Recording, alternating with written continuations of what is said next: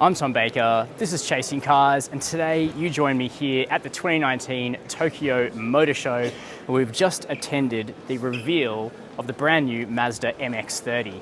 This car is a really big deal for Mazda. It's this company's first ever production electric vehicle. No great shock that it's taken the form of an SUV, but there are a few interesting parts to this car that I didn't expect. The first is the name, and shortly we'll talk about exactly why this vehicle is badged as an MX and not a CX.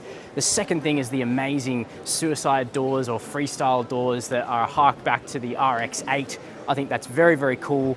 And then there's also the fact that Mazda are taking a very sort of natural and intuitive approach to this EV. It doesn't have a massive battery, it doesn't have massive outputs, just like that electric prototype that we drove together a couple of months ago on the channel. This thing produces 105 kilowatts of power out of a 35.5 kilowatt hour battery, and it's designed to feel really just like a combustion vehicle to drive, with natural acceleration and braking characteristics delivered by two different pedals.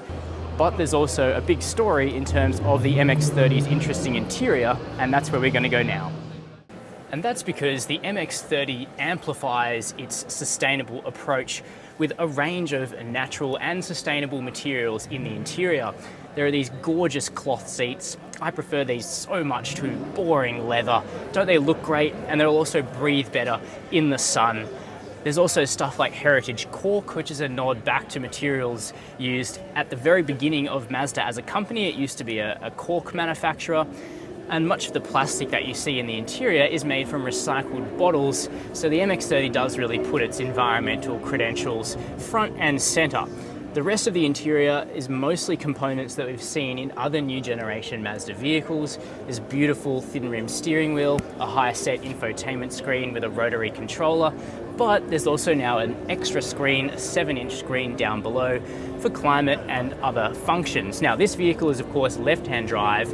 We'll talk about whether or not the MX-30 is coming to Australia and in what form in just a second. But once you've opened up the rear suicide doors, freestyle doors, you have extra seating for another 3 people here in the back. It is a 5-seater, nice incline on the bench, all those pleasant materials repeated here in the back. So there is meant to be, a decent share of practicality to the MX-30 as well, and that's why they've chosen an SUV for their first electric vehicle. Now, what about that name, MX-30? Because if you're like me, you're probably reading that badge and wondering how Mazda have got to that point. Well, it turns out the company, perhaps unsurprisingly, does have something of a technical response to that question. The MX part of the name, Mazda are now saying that those letters are reserved for vehicles that are pushing the boundaries. The MX-5 is just one example of that. If you're a bit of a Mazda buff, you'll remember vehicles like the MX-3, the MX-6 of the 80s and 90s. Now, they were all sports cars. MX no longer means that. Instead, it means something that's really on the cutting edge of Mazda's design and engineering philosophies, and you've got to give it to them. The MX-30, first production EV, that kind of makes sense. As for the 30 part of the name, that's because the MX-30 is dimensionally very similar to the CX-30, so it's now sort of framing that smaller SUV kind of designation within the range.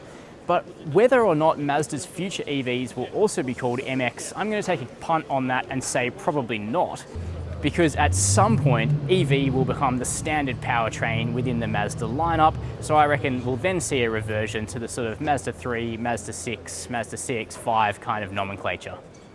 So what is the deal with the Mazda MX-30 and where is this car going to go?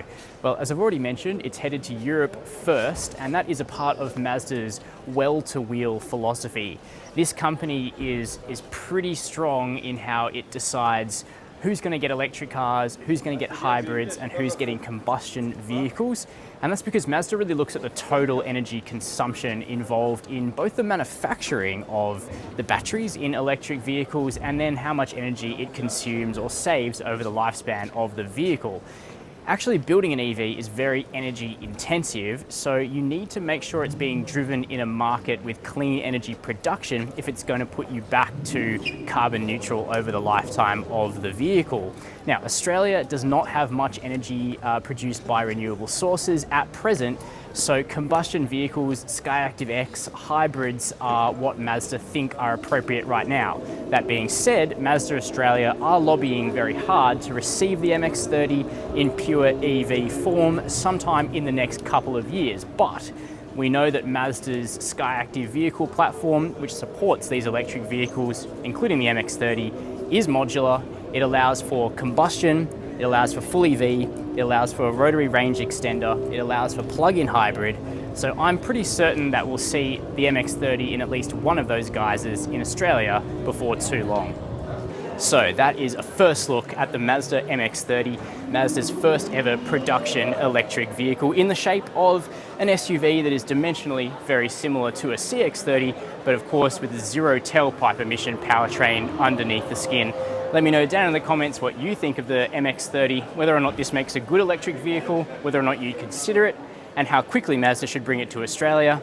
Subscribe to Chasing Cars so you never miss these detailed looks for the Australian market at new cars. And as always, thanks for watching Chasing Cars.